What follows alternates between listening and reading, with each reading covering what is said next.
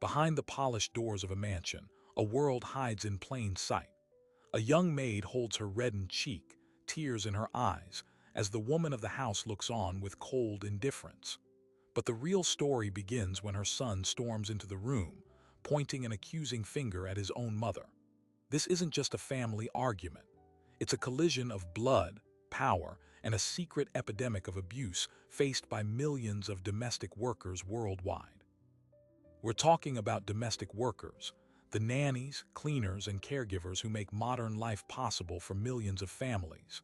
Yet, for tens of millions of these women, mostly immigrants and women of color, their workplace is a legal black hole where exploitation flourishes. What happens when the abuse isn't a stranger's crime, but a family secret? And what does it take for someone from inside that privileged world to finally break the silence? The roots of this vulnerability are not accidental. They are written into law. When landmark worker protections were created in the 1930s, a political deal was struck to exclude two groups from the new rights: agricultural workers and domestic workers. Why? Because in the American South, those jobs were held predominantly by black women. Southern lawmakers refused to sign the New Deal if it meant granting basic protections to black laborers. This deliberate exclusion from the Fair Labor Standards Act and the National Labor Relations Act created a legal shadow world that persists today. For decades, domestic work was formally considered non-work, an informal service, not a real job worthy of overtime, a minimum wage, or the right to organize. This isn't ancient history. This foundational discrimination set the stage for the isolated, unregulated workplace behind the family door. Today, that workforce has globalized. It's estimated there are over 75 million domestic workers worldwide. In the United States, they are overwhelmingly women, over 90%, and disproportionately women of color and immigrants. They perform the essential labor of care, raising children, tending to the elderly, maintaining homes, work that is emotionally profound yet economically devalued. According to the National Domestic Workers Alliance, only 16% have a written contract. Over a third don't get proper meal or rest breaks. Nearly 1 in 4 don't feel safe in their workplace. The home, a place of intimacy and trust for the family, becomes a zone of profound professional vulnerability for the worker. There are no HR departments here, no coworkers to witness, just the unchecked power dynamic between employer and employee. This power imbalance is supercharged by immigration policy. For many migrant domestic workers, their legal right to be in a country is tied directly to their employer through visa sponsorship programs. The employer holds the key to their legal status. This isn't just a job, it's their lifeline to a better future for their own families back home. An employer can threaten deportation with a single phone call. This creates a captive workforce. Passports are routinely confiscated. Communication is monitored. Leaving the house without permission becomes an act that could end in destitution or deportation. The worker isn't just an employee. They are, in a very real sense, a modern-day indentured servant, their freedom mortgaged against the promise of a paycheck that often never comes in full. The abuses that flourish in this pressurized environment follow a predictable, horrifying pattern. It often starts small: a derogatory comment, a withheld meal break, a request to work far beyond agreed hours without extra pay. It escalates to economic coercion, wages delayed, then deducted for fictitious damages, then stopped altogether. The worker is now trapped by debt and fear. From there, it can descend into pure brutality. Human Rights Watch documents cases of employers locking workers in the home, rationing food, and subjecting them to verbal torrents of insults and threats. Physical violence follows: slaps, punches, burns with irons, or scalding water. In the most extreme cases, it ends in death. The story of Piang Ngay Dan, a young woman from Myanmar, is a grim testament. In 2016, she was found dead in her employer's Singapore apartment after months of torture. She had been starved, beaten, and scalded. Her employer, Gayathiri Murugan, was sentenced to 30 years in prison. But for every case that makes headlines, thousands of silent, daily violations go unreported. Why don't they just leave? That's the question from the outside. The reality inside is a prison of psychology and circumstance. The isolation is total. Cut off from family, friends, and community, the worker's entire reality is shaped by the abuser. The abuse is often cyclical, periods of cruelty interspersed with moments of false kindness, creating a traumatic bond. The worker is made to feel worthless, told that no one else would want them, that the police won't believe an immigrant over a respected employer. And often they're right. Their entire income supports families oceans away. To walk out is to condemn parents, siblings, and children to hunger. So they endure, their suffering hidden behind manicured lawns and tasteful curtains. The family system itself becomes an ecosystem of complicity. Other household members see the mistreatment. The husband who avoids the kitchen when the shouting starts. The older children who learn to mimic their mother's disdain. The social circle that admires the impeccable home, never questioning the exhausted, silent woman who maintains it. The abuse is normalized, rationalized as strict management, or justified by racist stereotypes about the worker's nationality or work ethic. The moral lines within the home blur, creating a silent pact to maintain the facade. The family's comfort is built on a foundation of someone else's misery, and acknowledging that truth would unravel their entire world. This is the powder keg. This is the hidden tension in that opening scene of the furious son and the stoic maid. His eruption isn't just about a slap. It's the detonation of a lifetime of unspoken rules, the shattering of a family's carefully constructed lie. So what finally makes someone from inside that fortress of privilege look at the person they were taught to see as furniture, and finally see a human being? The breaking point often arrives not with a grand tragedy, but in a quiet, unbearable moment of clarity. For the son in our story, let's call him Daniel, it was a Tuesday morning. He came down for coffee, late for a meeting, and saw the maid, Maria, flinch. His mother had merely reached for the sugar bowl. That unconscious recoil, the instinctive fear wired into Maria's body, stopped Daniel cold. He saw the dark bruise half hidden by her sleeve. He saw the way she wouldn't meet his mother's eyes. In that instant, the comfortable narrative of his family, the narrative of benevolent employers providing for a grateful woman, shattered. The veil lifted. He began to see the signs he'd been trained to ignore. The locked cabinet where the snacks were kept. The way Maria jumped when the doorbell rang. The fact that in 3 years she'd never once received a phone call from home. His mother's strict management now had a different, uglier name. Daniel's awakening mirrors a psychological journey documented in studies of bystander intervention. The first stage is noticing. For family members, this is uniquely difficult because the abuse is woven into the fabric of normal life. It's camouflaged as discipline, efficiency, or cultural difference. The abuser, often a matriarch, frames their behavior as necessity. She's lazy if I don't watch her. They expect firmness. This is how it's done back home. To question it is to question the family's entire moral compass and their self-image as good people.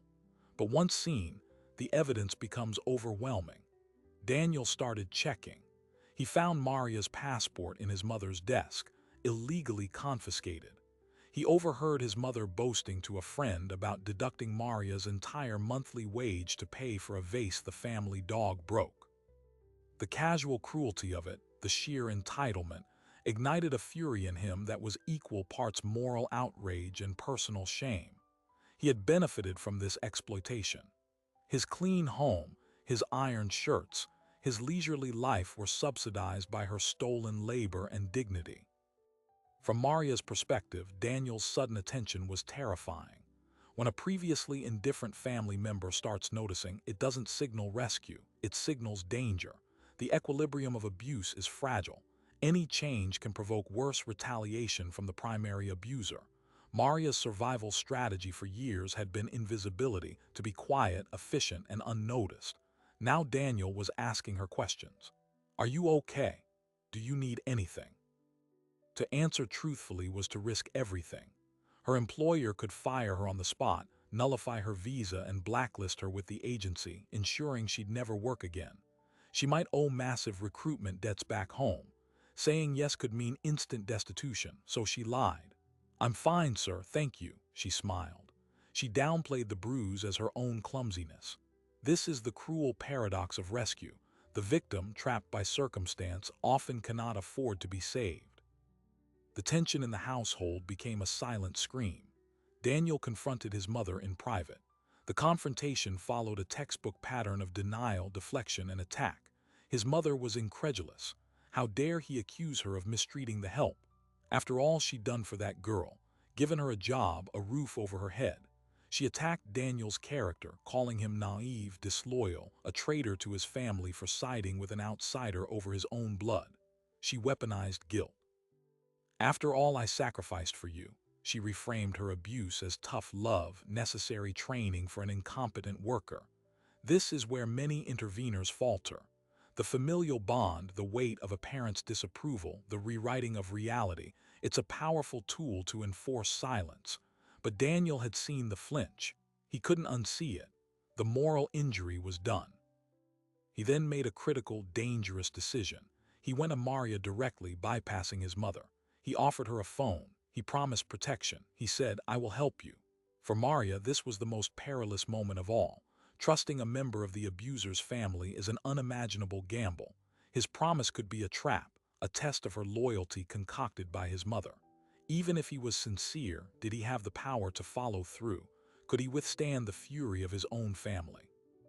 Her hesitation was a survival reflex. But in her eyes, Daniel saw something else, a flicker of hope so desperate it broke his heart. It was that flicker that committed him. He realized help couldn't be offered as a vague promise. It had to be a concrete plan. Daniel's plan was simple and drastic. He would help Maria escape. He researched domestic worker shelters, organizations like the National Domestic Workers Alliance. He learned about T-visas, a form of immigration relief for victims of trafficking. He began to understand the legal labyrinth Maria was trapped in.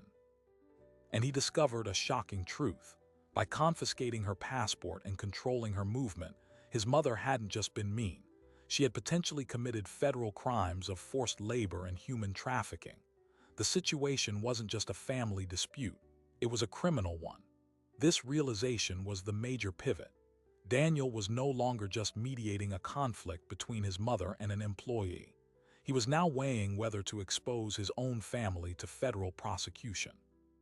The stakes escalated from familial discord to potential prison time.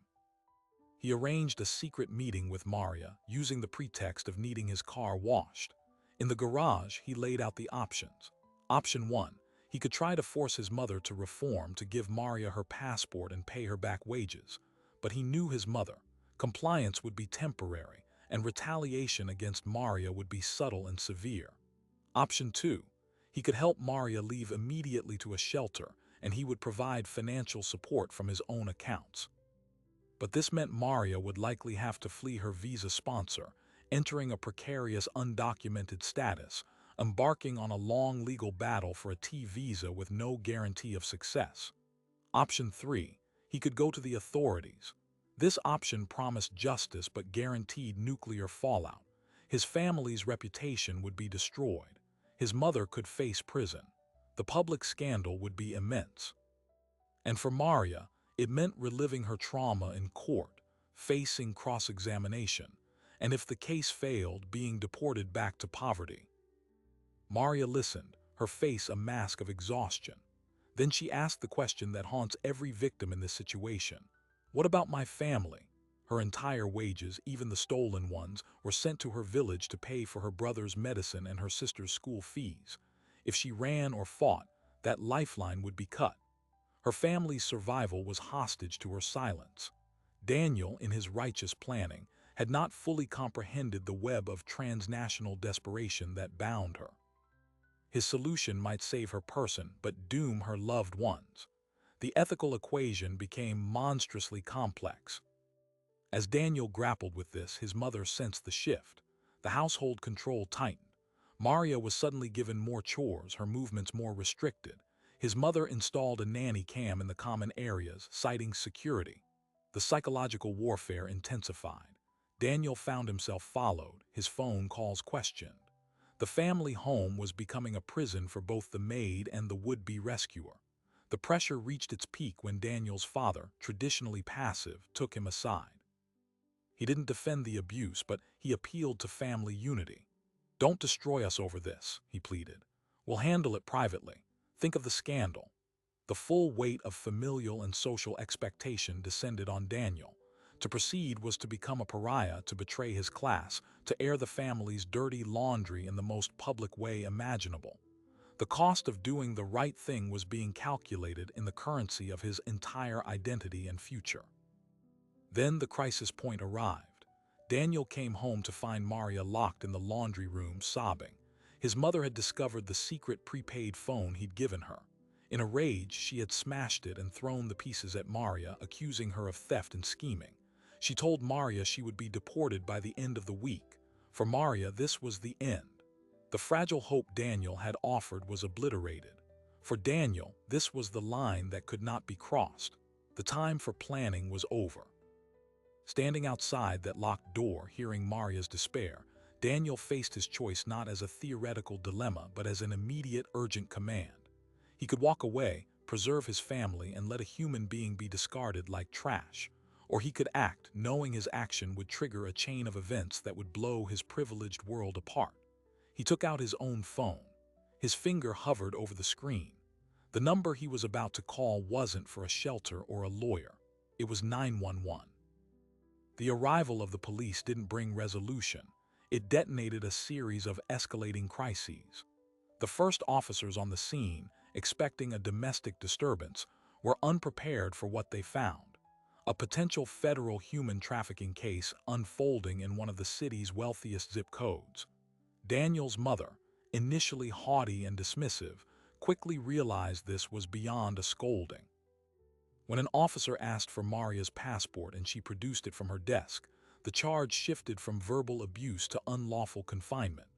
Maria, terrified and in shock, was taken to a hospital for evaluation and then to a secure shelter run by a migrant rights organization. Daniel gave his statement, knowing each word was a nail in his family's coffin.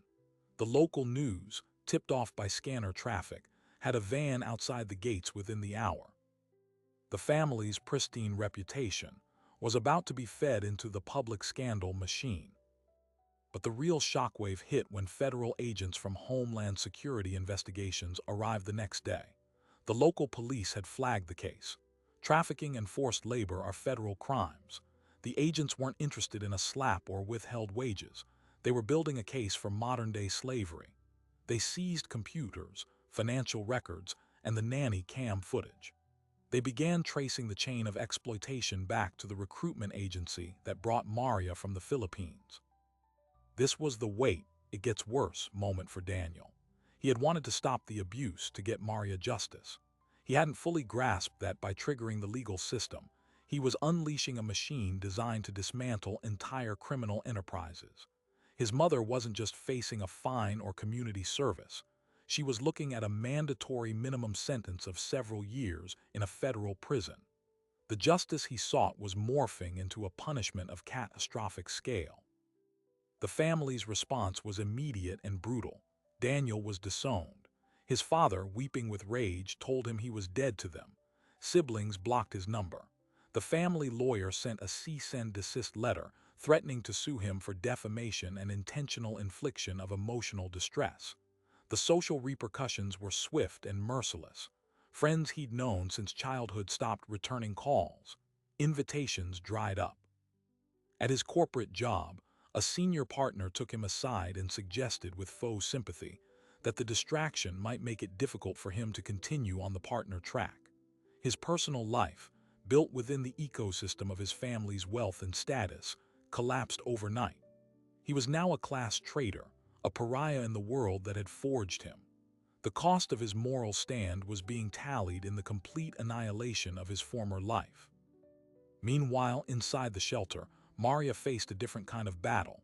Safe for the first time in years, she was now paralyzed by fear and guilt. Agents and social workers interviewed her, requiring her to relive every humiliation in forensic detail. She was diagnosed with complex PTSD. The path to a T visa, which would allow her to stay and work legally as a trafficking victim, was a grueling marathon of evidence collection and legal hurdles. It could take years. And then there was the guilt. Daniel's family had cut off the monthly remittance to her village the moment she left. Her brother's medical treatment stopped. Her sister was pulled from school. The agents explained she might be eligible for victim compensation funds, but that process was even slower. In saving herself, she felt she had condemned her family. The psychological burden was crushing. Then came the counterattack. Daniel's mother, through her high-powered legal team, launched a multi-pronged defense. First, they attacked Maria's credibility. They claimed she was a disgruntled employee who had stolen from the family and was now fabricating stories to avoid deportation.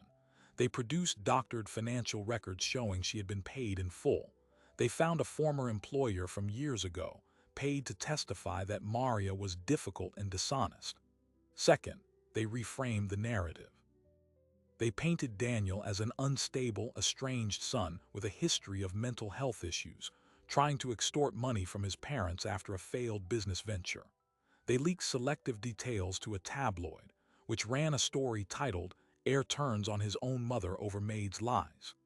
The court of public opinion, always skeptical of immigrant accounts against wealthy white families, began to tilt. Online comment sections filled with vitriol against Maria and Daniel. The most devastating blow, however, was a revelation that reshaped the entire story. During discovery, the family's lawyers subpoenaed Daniel's financial records. They found something, a series of payments from Daniel to the migrant shelter where Maria was staying. It was true he had been quietly funding her legal aid and living expenses, a fact he had kept from the prosecutors to avoid claims of coaching the witness. The defense pounced. They argued this wasn't a rescue, it was a conspiracy. They claimed Daniel had manipulated a vulnerable employee, promising her money and a green card if she would help him destroy his mother in a twisted bid for inheritance or revenge. The heroic whistleblower narrative, so crucial for the prosecution, was now dangerously wobbly. The case was no longer a simple David versus Goliath. It was a murky, messy familial war with no clean heroes. The pressure on Maria to recant became immense. The defense team contacted her indirectly, offering a deal. Drop the charges, sign an NDA, and they would provide a one-time payment large enough to secure her family's future back home and buy her a plane ticket. It was a life-changing sum. It was also hush money. If she refused, they vowed to drag her through a brutal trial, expose every detail of her past, and ensure she would be deported and blacklisted, penniless. For Maria, the calculus of survival presented itself again. Justice was a distant, abstract concept. Feeding her family was an immediate, screaming need. She began to withdraw from the prosecutors, missing appointments, giving vague answers. The case, built on her testimony, started to crumble. Daniel, watching the case unravel and his own life in ruins, hit a wall of despair. He had sacrificed everything, family, future, fortune, on the principle that the truth would win. Now the truth was being buried under an avalanche of money, legal strategy, and manufactured doubt. The system he had trusted to deliver justice was being gamed by the very power imbalances he sought to challenge. He was alone, bankrupt from legal fees, and publicly vilified. In his darkest moment, he visited Maria at the shelter. He found her hollow-eyed, clutching the settlement offer from the defense. She looked at him and said, "I am sorry, Daniel, but my real family is hungry. Your family's war is not my war. It is a luxury I cannot afford." It was the ultimate rebuke. His moral crusade had been, in her eyes, a luxury of conscience that she paid for with her family's survival. This is the gut-wrenching pivot of the story. The moment when the clear battle lines between good and evil dissolve into the gray, agonizing reality of survival within an unjust system. The wealthy exploit because they can. The system protects them because it's built by them. And the victims are left with an impossible choice, a principled defeat or a compromised survival. Daniel stood at the precipice of total failure. The lawsuit against him was moving forward. The criminal case was collapsing. Maria was about to take the deal and disappear. He had lost on every front. But in that utter defeat, a new and more dangerous question formed. If playing by the rules only allowed the powerful to win, what was left? What do you do when you've sacrificed everything for justice, and justice itself has been bought and sold? What Daniel did next wasn't a grand legal victory. It was something more radical and in many ways more dangerous. He stepped entirely outside the system that had failed them both. He called the defense lawyers and told them to stop. He was withdrawing his cooperation from the prosecution. The case, he said, was over. Then he went to the shelter and found Maria. He didn't plead or argue. He presented a new deal, but one with no lawyers, no NDAs, and no conditions. He would personally and publicly pay Maria every cent of her back wages with interest, calculated from her first day of work. He would pay her a significant sum for the damages, funded by liquidating his own trust fund and investments. And he would set up a guaranteed direct monthly stipend for her family in the Philippines for 5 years, managed by a third-party NGO so it couldn't be used as leverage.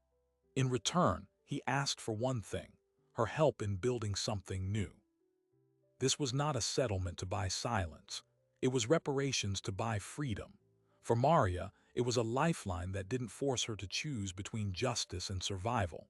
She could take care of her family and still pursue her T-visa application independently without the pressure of a collapsing court case. For Daniel, it was a way to fulfill the original promise he'd made in the garage, to help her, but he was going further. He told her he was using the remainder of his money to fund a non-profit legal aid organization specifically for domestic workers trapped in visa sponsorship abuse. He asked her to be its first board member, to help shape it so it wouldn't make the same mistakes he had. He was turning his ruin into a foundation. Maria, after days of contemplation, agreed. The surprising detail: she refused to be a silent beneficiary. She invested part of the reparations payment back into the organization as seed funding. Her first act of true financial agency was to become a stakeholder in the system designed to protect others like her. The criminal case, starved of Daniel's testimony and with Maria now financially secure and less pressured, was eventually pled down to a single misdemeanor charge for his mother: unlawful confiscation of a passport. She paid a fine, did community service, and was ordered to attend cultural sensitivity training. There was no prison time, no public admission of guilt for abuse. On paper, it was a grossly inadequate outcome. The family's social circle saw it as a vindication. But the victory was hollow. The scandal had permanently stained their name. Their son was gone, his inheritance repurposed as their public shamming. The marriage, strained to breaking point, ended in a quiet divorce. The mother lived in a beautiful, empty house, a pariah in her own community, her cruelty now an open secret. This was the true consequence: not a cell, but a cage of her own making, built from the contempt of her peers who now wondered privately what else she was capable of. Daniel and Maria's organization, named the Bridge Collective, launched 6 months later. Its model was innovative and born of their shared trauma. It didn't just offer legal help. It provided immediate, no-strings-attached emergency stipends to workers who left abusive situations, breaking the economic coercion cycle at the point of escape. It partnered with ethical recruitment agencies overseas. And it ran a public awareness campaign featuring anonymous testimonials from employers who had intervened or workers who had escaped, dismantling the myth that abuse was a private family matter. Daniel, using his insider knowledge of how wealthy families operate and hide assets, became a formidable advocate for legislative change, pushing for the expansion of state-level domestic workers' bills of rights. The story, however, delivers its final, most powerful twist not in a courtroom or a legislature, but in a quiet office 2 years later. Maria, now a permanent resident and a respected advocate, was meeting with a new client, a young woman from Guatemala. As she listened to the familiar story of withheld wages and isolation, the client mentioned her employer's name. It was Daniel's younger sister. The cycle was attempting to repeat in the next generation. Maria didn't reveal her connection. She calmly guided the woman through the collective's protocols, ensuring her safe extraction and legal support. But then she did something unprecedented. She called Daniel's sister directly, not to threaten or accuse. She said, "My name is Maria. I used to work for your mother. I know what happens in that house. There is a way to end this pattern without destroying your life. Meet me and I will show you." The sister, terrified and ashamed, agreed. This is the true payoff. The resolution isn't the punishment of a villain, but the breaking of a generational cycle. Maria, the victim, had gained not just security, but enough power and grace to become the healer for the very family that harmed her. Daniel, the intervener, found his purpose not in vengeance, but in building structures to prevent the need for future heroic sacrifices. Their unlikely partnership, forged in trauma, became a blueprint for a more pragmatic, humane form of justice, one focused on repair and prevention over punishment. The furious son and the tearful maid from our opening scene were gone. In their place stood two colleagues at a conference, presenting national policy recommendations, their shared past the engine for a future they are building together. The documentary's central question, what does it take to break the silence, now has an answer. It takes someone willing to lose everything, and someone else with nothing left to lose, willing to rebuild with them. The story of Daniel and Maria is a singular flame in a vast darkness, but it forces us to ask a difficult question about our own proximity to power. How many of us live in comfort made possible by someone else's quiet despair? The global architecture of domestic work, built on historical exclusion and sustained by immigration loopholes, ensures that the abuse is systemic, not incidental. It is designed to be invisible. For every Maria who finds a bridge to safety, countless others remain behind the locked door, their stories untold, their injuries unseen. Real change, then, cannot rely solely on the extraordinary courage of a Daniel or the resilience of a Maria. It requires dismantling the system that makes their heroism necessary. It means passing and enforcing comprehensive domestic workers' bills of rights in every state, closing the legal exclusions carved out nearly a century ago. It means reforming visa sponsorship programs so a worker's right to exist in a country isn't held hostage by a single employer. It means valuing care work as real work, worthy of real protections, real pay, and real respect. But while we push for that structural change, their story offers a more immediate mandate to notice the person in the background of our lives, to question the too convenient narratives about the help, to understand that a clean home, cared for children, and managed lives often have a human cost we are not asked to pay, but someone else is. Silence is complicity. Looking away is a choice. Daniel and Maria built their bridge from the wreckage of a family and a life. We don't all have to start from ruin. We can start by asking better questions of the agencies we hire from, by insisting on fair contracts, by treating domestic workers as employees with rights, not as informal help. We can support the organizations on the front lines. We can choose, in our own spheres, not to replicate the dynamics of power and silence. Their story ends not with a period, but with an invitation to audit the invisible foundations of our own comfort, to wonder what we might be missing in the quiet corners of our world, and to decide what we will do when we finally see it. The next chapter isn't written in a courtroom or a legislature alone. It's written in a million private moments, in a million households, every single day. What will yours say? This is the story of the maid, the mother, and the son who chose her. Thanks for watching.